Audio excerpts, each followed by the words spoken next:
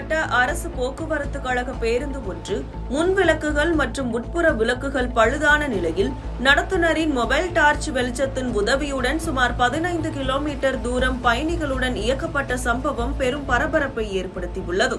இச்சம்பவம் குறித்த காணொலி சமூக வலைதளங்களில் வேகமாக பரவி வருகிறது.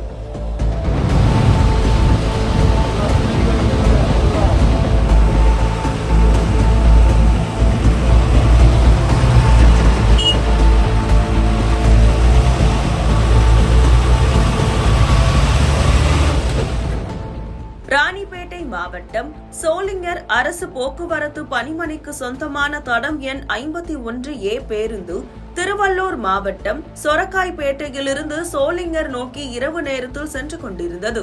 அத்திமாஞ்சேரிப்பேட்டை பகுதியில் சென்றபோது பேருந்தின் அனைத்து மின்விளக்குகளும் திடீரென செயலிழந்தன. 20க்கும் மேற்பட்ட பயணிகள் பயணித்த நிலையில் பழுதான பேருந்தின் ஓட்டுநர் மற்றும் நடத்துனர் பயணிகளை வேறு பேருந்தில் ஏற்றி அனுப்பும் விதிமுறைகளை பின்பற்றாமல் நடத்துனர் தனது மொபைல் டார்ச் ஒளியை மட்டுமே நம்பி பள்ளிப்பட்டு சோளிங்கர் மாநில நெடுஞ்சாலையில் சுமார் 15 கிலோமீட்டர் தூரம் பேருந்தை இயக்கியுள்ளனர். எதிரே வந்த வாகனங்களின் மற்றும் சாலையோர விளக்குகளின் வெளிச்சத்தை பயன்படுத்திக் கொண்டு ஆபத்தான முறையில் இந்த பயணம் மேற்கொள்ளப்பட்டதாக தெரிய வருகிறது.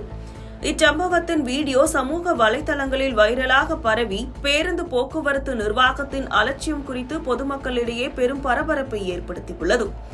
இச்சம்பவம் குறித்து உரிய அதிகாரிகள் விசாரணை மேற்கொள்ள வேண்டும் என்ற கோரிக்கை எழுந்துள்ளது.